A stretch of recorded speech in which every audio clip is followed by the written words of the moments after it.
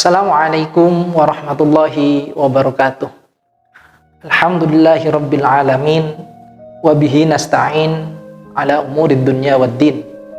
Salatu wassalamu ala sayyidina Muhammadin wa ala alihi wa sahbihi ajma'in, amma ba'du.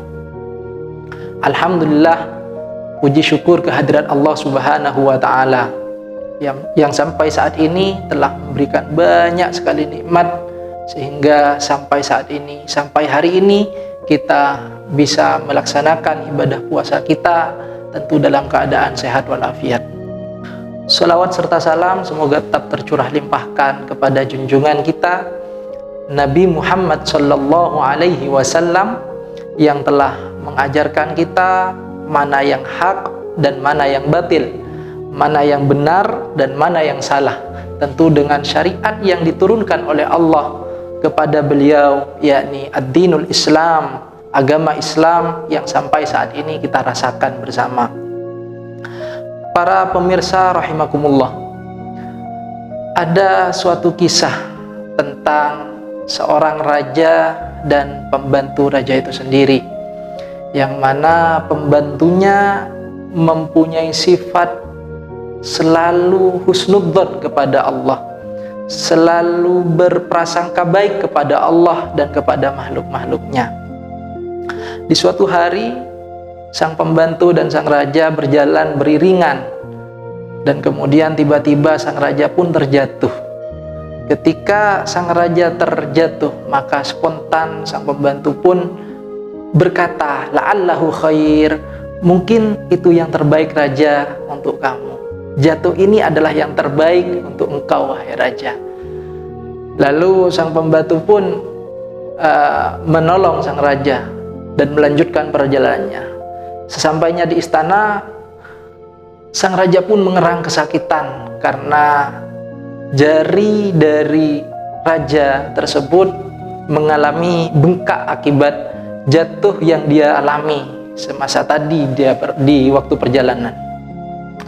Kemudian sang raja pun memanggil sang pembantu, memanggil pembantunya, lalu datanglah sang pembantu.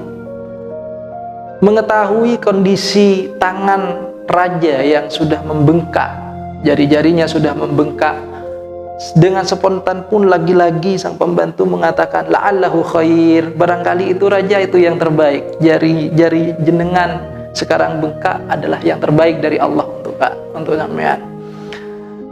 Dengan menahan amarah, sang raja pun tetap sabar dengan keadaan apa yang terjadi pada saat itu.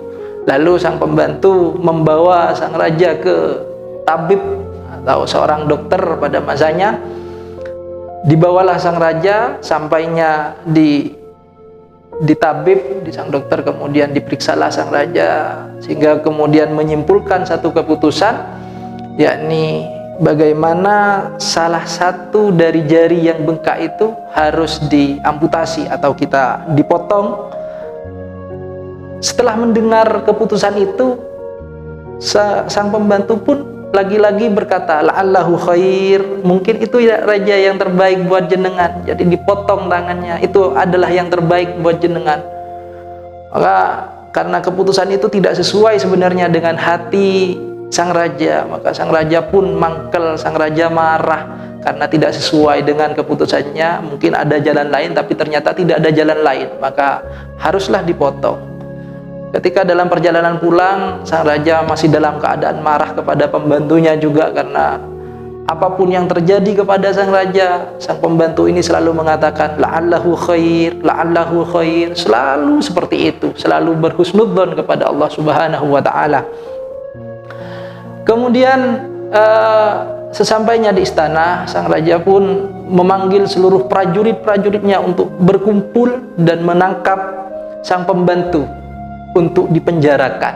Jadi karena mendengar info sang pembantu akan dipenjara, maka sang pembantu pun menghadap dan kemudian berkata kepada raja, la'allahu khair, mungkin ini raja yang terbaik buat saya dipenjara oleh jenengan, ini adalah yang terbaik buat saya. Akhirnya dia tetap dengan senyuman, lalu masuklah ke penjara dalam keadaan bahagia dan tetap dengan hati yang husnudzon kepada Allah Subhanahu wa taala. 1 hari 2 hari berlalu, kemudian sang raja mengikuti hobinya, yakni berburu ke tengah hutan sendirian.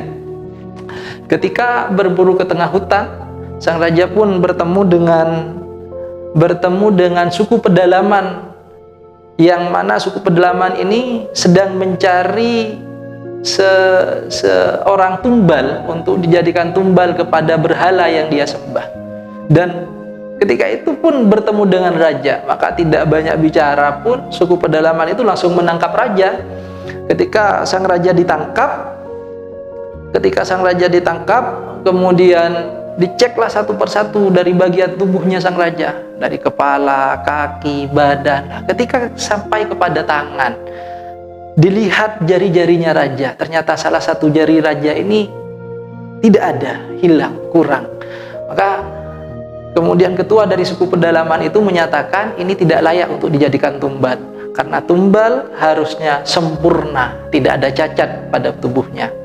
Lalu karena tidak layak untuk dijadikan tumbal, maka dilepaslah sang raja, dan raja pulang dalam keadaan bahagia, senang yang teramat sangat.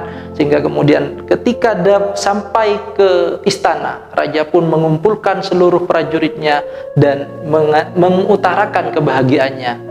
Lalu pembantu yang tadinya itu sudah dipenjara, maka dikeluarkan lagi oleh raja, dan raja pun berterima kasih yang sangat banyak kepada pembantu itu.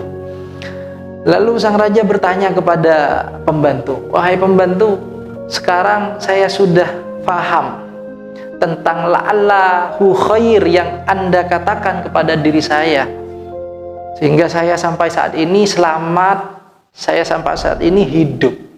Lalu yang saya tidak pahami," katanya sang raja, "kenapa ketika kamu akan dipenjara oleh saya, lalu kamu tersenyum dan mengatakan la'allahu khair, mungkin ini yang terbaik buat saya. Kenapa kamu mengatakan seperti itu?" Lalu dengan tersenyum sang pembantu menjawab, "Iya raja, saya ini kan pembantumu. Andaikan engkau tidak memenjarakan saya ketika itu, mungkin engkau akan membawa saya ke tengah hutan, dan saya yang akan ditangkap oleh mereka karena tubuh saya sempurna, tidak ada cacat, dan sayalah yang akan dijadikan tumbal. Tapi karena karena engkau raja memenjarakan saya, maka saya aman, saya terselamatkan dari kejahatan-kejahatan mereka." Subhanallah, itulah yang bisa diambil dari kisah ini adalah betapa indahnya berhusnudzon, berprasangka baik kepada Tuhan, berprasangka baik kepada sesama, tidak berprasangka buruk kepada Tuhan ataupun kepada sesama. Ini pun sesuai dengan apa yang difirmankan oleh Allah Subhanahu wa taala dalam hadis qudsinya yang berbunyi, "Ana inda dhanni 'abdi bi." Saya itu sesuai dengan prasangka hamba saya kepada saya. Kalau hamba saya berprasangka baik kepada saya, maka saya akan begitu pula kepada hamba saya. Begitupun sebaliknya, kata Allah. Ketika hambanya berprasangka buruk kepada Allah Subhanahu wa ta'ala, maka Allah pun akan bertingkah seperti itu sesuai dengan prasangka hambanya kepada Allah Subhanahu wa ta'ala. Para hadirin rahimakumullah, semoga kita menjadi orang yang selalu berhusnudzon dalam keadaan apapun hidup kita. Sedihkah, bahagiakah, nyamankah, tidak nyamankah kehidupan kita, maka semoga kita selalu diberi nikmat berhusnudzon kepada Allah ataupun kepada sesama makhluk. Guru saya pernah berkata, yakinkan kepada diri Anda bahwa apa yang terjadi pada saat ini itu adalah yang terbaik dari Allah Subhanahu wa ta'ala. Mungkin ini yang bisa kami sampaikan.